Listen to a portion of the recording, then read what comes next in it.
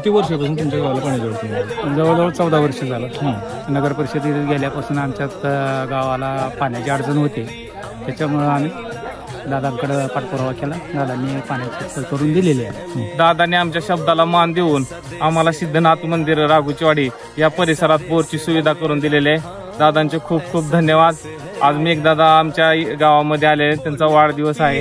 कोयल गाय